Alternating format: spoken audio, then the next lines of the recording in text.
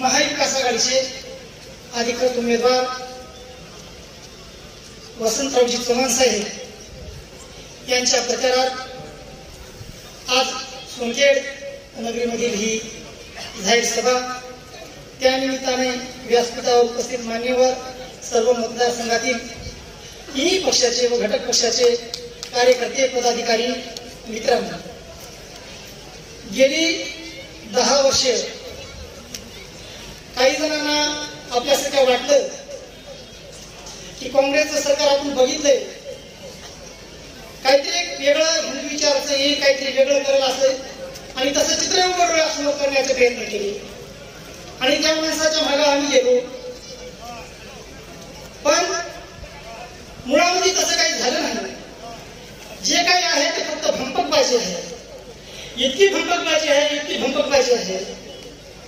पहिल्याच टर्मला 2014च्या जर आपण गेलो मागे त्याचा विचार करायला देशाच्या पंतप्रधानाचा, तर बेरोजगाराला वर्षाला 2 कोटी माझ्या मते नोकऱ्या, तसं तर बघलं तर 10 वर्षाच्या मुलं तर 20 कोटी. पण तेही नाही.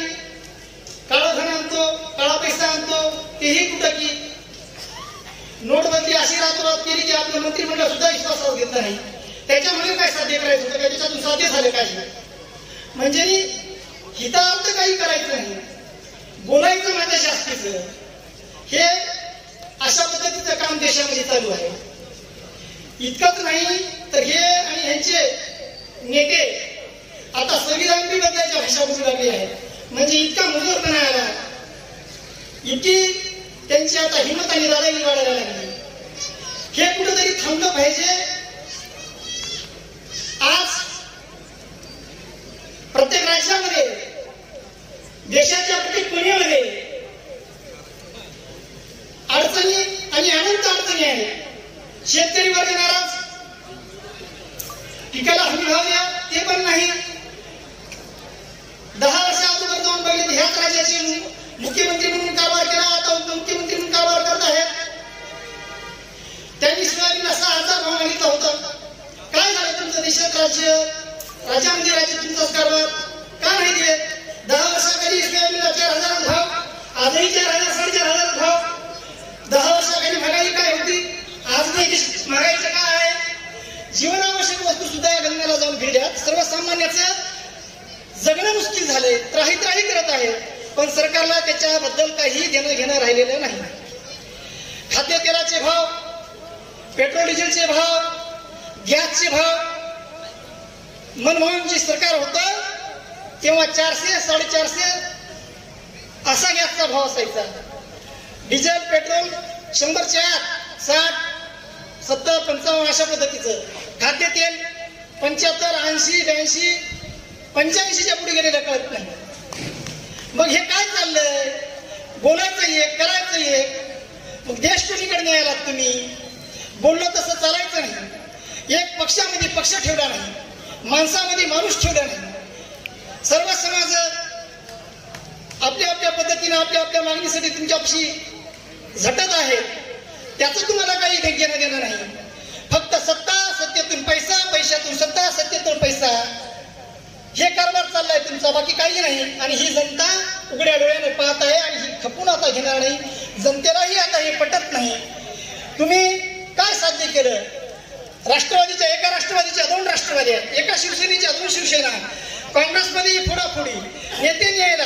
ज्या नेत्याच्या नावानं तुम्ही भ्रष्टाचाराच्या वल्गना केल्या, तेच नेते, ज्या नेत्याला तुम्ही चोर म्हणून हिनवलं, तेच तुमच्या पक्षामध्ये आज घेऊन तुम्ही कारभार करता. मग तुमच्या पक्षात गेल्यावर ते दूधके धुले झाले, धुतल्या तांदळाचे झाले. हे कारभार काय चालला हे जनतेला कळणार आहे का? तुमची मूळ बीजेपी कुठे आहे? राहिलीच नाही. काल परवा इथं राज्याच्या माजी मुख्यमंत्र्याचं सभा झाली, त्यांनी बोलताना बोलून गेले. आता त्यांनी काय बोलावं बीजेपी विषयी? 40-50 वर्षे मजत मत असा आहे की त्या मुख्यमंत्र्याचा राजयोगामध्ये जन्म झाला. राजयोगामध्ये त्यांनी जन्मला तेव्हापासून राजकारण बघितलं. आजपर्यंत त्या काँग्रेसमुळेच मोठे झाले. काँग्रेसनंच एवढं मोठं केलं. तुम्हाला कमी काय केलं काँग्रेसनं? कमी काहीही केलं नाही. आणि आम्ही ह्या लेवलवर बोलावं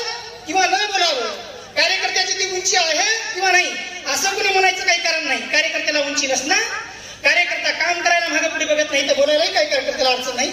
आपण कोणाही विषयी बोलू शकतो, हे माझं मत आहे. मग एवढं त्यांना काही कमी केलं नाही तर तुम्ही काय गेलात असे पक्ष सोडून रातोरात? पक्षानं काय कमी केलं होतं? आणि तुम्हीच गेल्या 5 वर्षा अगोदर हेच लोकसभेचे भारतीय जनता पार्टीचे उमेदवार होते खासदार, त्यांच्याविषयी तुम्ही सांगू लागलात हे 7वी पास आहेत, ह्याला हिंदीच येईना, ह्याला इंग्लिश बोलता येणार, हे तिथं सभागृहामध्ये काय बोलतील? आणि तुम्हीच आज लोकांपुढे जाऊन सांगता की ह्याला निवडून द्या, हे म्हणजे चांगले आहेत. कशाला चांगले आहेत? काही नाही, या भागामध्ये किती चांगले आहेत काही नाही, त्या जिल्ह्याला बी माहित आहे. हे जिथं जिथं गेले तिथं तिथं मोडून खाण्याचं काम केलं ह्याने. इथं वैभव नांदत गेलं कलंबर कारखान्यामध्ये, एके काळात लक्ष्मी नांदायची. आज त्या कारखान्याकडे बघायला तर सन्नाट झाल्या, कारखाना भूतबंगला दिसायला लागल्या, काटुनानं भरून गेलाय. अशा पद्धतीच्या म्हणजे कुठल्याही क्षेत्रामध्ये गेलं तर मोडतोडीचाच कारभार आहे. इथली मध्यवर्ती जिल्हा मध्यवर्ती बँक या लोकांनी मोडून खाली. अशा कित्येक गोष्टी आहेत सांगण्यासारख्या. आणि ज्याला पक्षानं मोठं केलं त्याच पक्षासाठी नाही. मला अजून एक माझं लांबतं भाषण थांबवण्याच्या अगोदर एक मुद्दा अजून बोलून मला थांबायचंय. देशाचे पंतप्रधान म्हणजे ती साधी व्यक्ती नाही, फार मोठा माणूस आहे. ह्या माणसानं बोलताना वागताना जरा जपून वागलं, जिम्मेदारीनं बोललं, जबाबदारीनं बोललं पाहिजे असं हे प्रत्येकाला वाटतं. हेच पंतप्रधान एका राज्यामध्ये सभेमध्ये बोलताना म्हणतात की महाराष्ट्रामध्ये सिंचनाचा घोटाळा अजित पवाराचा 70,000 करोडचा घोटाळा आहे म्हणून सांगतात. आणि 72 तासाच्या अगोदर त्यांना त्यांच्या सरकारमध्ये घेऊन या राज्याचे उपमुख्यमंत्री करून अर्थ खात्याच्या चाव्या देतात. म्हणजे राहिले नाही सगळं अर्थ खात्यातलं धुवून न्या म्हणून चाव्या देता का? म्हणजे मी तुम्ही देशाचे पंतप्रधान आहात की काय बोलता, काय करता, हे कुठलंही काही राहिलं नाही. आणि हे सर्व गोष्टी जनतेच्या लक्षात आल्या. त्याच्याकरता जनता आता ह्या वागण्याला तुमची भाजपा म्हणजे चोर सांभाळण्याचे एक आता फॅक्टरी झाल्यासारखं झाले, कारखाना झाल्यासारखं झालं. आणि त्याच्यासाठी हे लोकांना सर्वसामान्य मान्य नाही म्हणून लोक तुम्हाला वैतागले. आणि महाविकास आघाडीचे उमेदवार वसंतरावजी चव्हाण साहेब असतील, शेजारच्या जिल्ह्याचे लातूरचे शिवाजी काळगे साहेब असतील, यांचा जनता मतदान रूपी आशीर्वाद देऊन प्रचंड मताने विजय करील. आणि हेच सांगण्याकरता मी आपल्या पुढे उभा आहे.